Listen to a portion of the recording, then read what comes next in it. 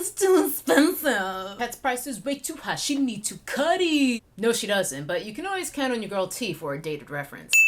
Let's talk about some of these price tags that have emerged in the high-end luxury makeup scene in the past 3 or so years. I touched on this topic in my Pat McGrath Foundation wear test video, which I will link here if that piques your interest. But Pat McGrath, she's definitely a luxury brand. Her new foundation is $68 plus tax, which means where I stay at, it's gonna be a slick $75 or so for one bottle, $75. Her 10-pan Mothership eyeshadow palette, $125. Natasha Denona, her first two, I believe 28-pan eyeshadow palettes have an MSRP of $239. Let me tell you something, she's got brass balls coming out of the gate with $240 palettes. That's your first launch? Damn! Since then, what has become what I would consider to be her standard size palettes, which I believe are 15 pans, the Biba, the Lila, you know the ones, those run for $129. Listen,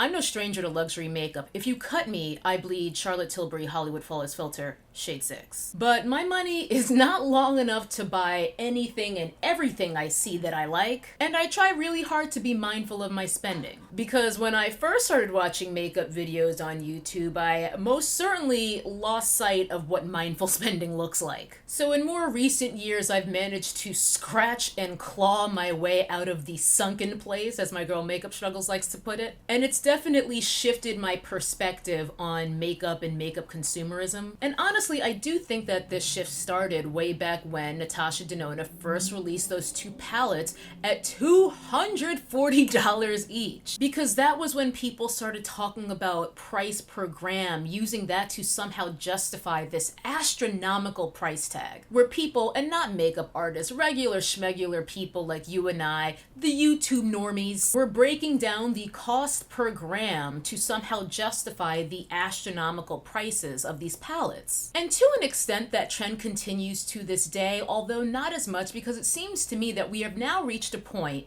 where people think that it's perfectly normal for an eyeshadow palette to cost over $100. People no longer feel the need to crunch the numbers to justify makeup prices that are, in many cases, on par with a car note. In short, we're used to $130 eyeshadow palettes. It's normal now. And while I do think it's perfectly fine to spend that kind of money on an eyeshadow palette if you want to, really the only justification that you need is that you want to. But I still don't think we should be thinking of this as normal. These are still insane prices. They are, however, prices that are more or less de rigueur in the luxury makeup echelon.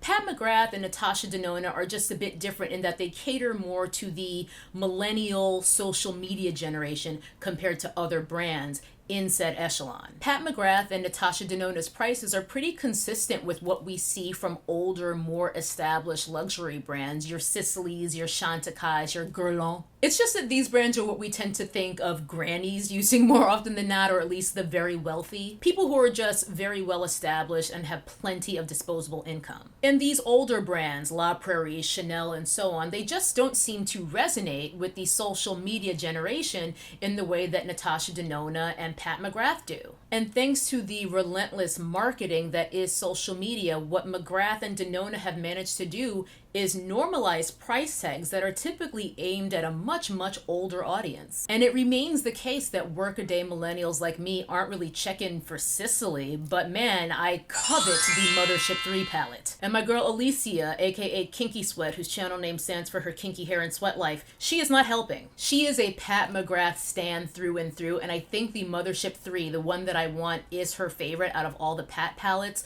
I'm pretty sure I've watched her do a video where she ranks all of her Pat McGrath palettes, so I will link that right here for you to check out. Anyway, despite the fact that I do love a bit of bougie makeup, I guess I just know where my line is, and even when I don't, my account balance certainly does, and I simply can't justify a $125 plus tax eyeshadow palette.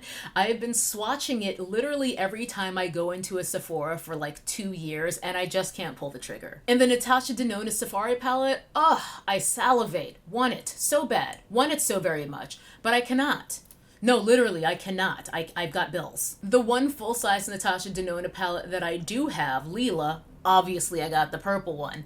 I only got it because A, it was the Sephora sale at the time, and B, I had a gift card. Which is strange because even though it pained me at the time that I bought these two, I have quite a few quads from Charlotte Tilbury, and those are like $53 a pop currently for 4 shades. Or worse still, Tom Ford. His quads used to be $80, I think. I think they've since gone up to $88 currently. Again, for 4 shades, so obviously a way worse deal than a Mcgrath or Denona palette. I think for me, it's just that once we get into that 3-digit price tag, that's when I have to hit pause. I think that's my breaking point, where we're well over a bill for one item. With the examples of the Denona and Mcgrath palettes, I realize that you're getting more, but you're still spending more too. So maybe that's my luxury limit, I don't know. I do have the 3 original 6-pan mini mothership palettes. I'm actually wearing the Lovey and Rose one right now. Her website was running a promotion a little over a year ago, I think, where they came in a bundle and they worked out to be $40 a piece, which incidentally means I still spent as much as I would have if I had picked up one of her big palettes anyway. But that's kind of my whole point. In that moment, in the sunken place, I justified $40 as being cheap,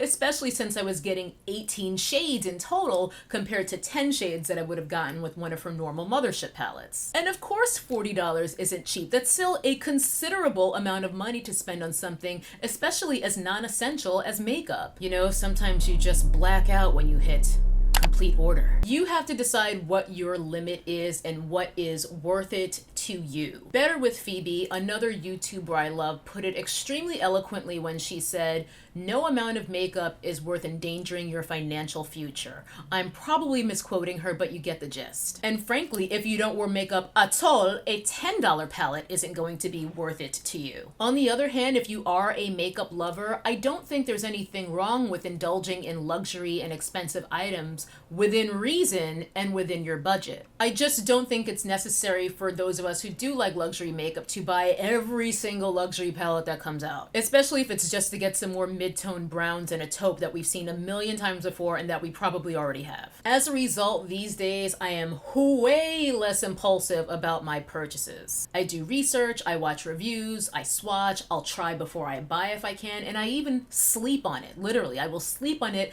a night or more so that I don't do anything too impulsively. And these days I focus on items that I consider to be truly unique and unlike anything else that I already have. You really have to be shaking the table to even be in consideration. Or it has to be an item that's replacing something else in my stash. Especially when I'm spending that luxury coin, I really need to be able to gauge the value for me personally in terms of how I'm going to use it, how I like to do my makeup, how often I even wear makeup, and how much use will I really even get out of this. For instance, a $70 foundation for me, and based on my makeup style, my makeup habits, that's a harder sell than spending the same amount on a powder product of some sort. For one thing, powders low-key last forever, so I can enjoy and get longer use out of that than I could a foundation. Listen, don't tell anyone, but I've been using the same jar of meteorites for years. Sticking with this scenario too, I don't even wear foundation in real life all that much. I just use some concealer under my eyes and on my hyperpigmentation, buff some finishing powder on top, and call it a day. Which means there's a good chance that I might not even have that many opportunities to wear, say, a $70 foundation, when compared to a $70 finishing powder that makes me look like a poreless angel. At the end of the day, no, I don't think Pat McGrath is too expensive. Miss McGrath can charge whatever the hell she wants, and if it's too expensive,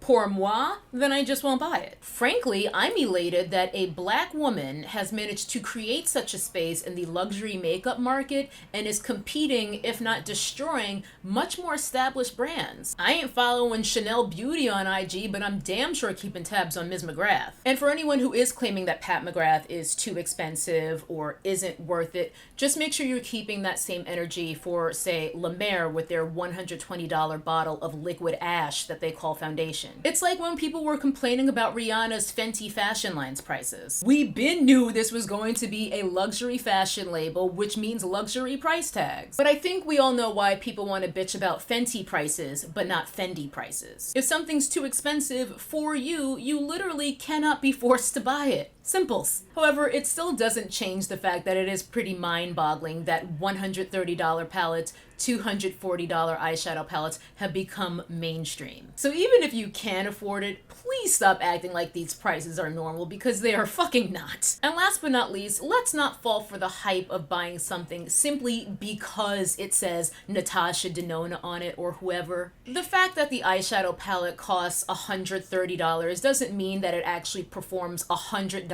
better than a $30 eyeshadow palette, or even a $15 one for that matter. By no means am I saying ColourPop is the same as Chantecaille, because it's not. You do get what you pay for, to a point. But past a certain point, you're paying for hype and just the experience of luxury.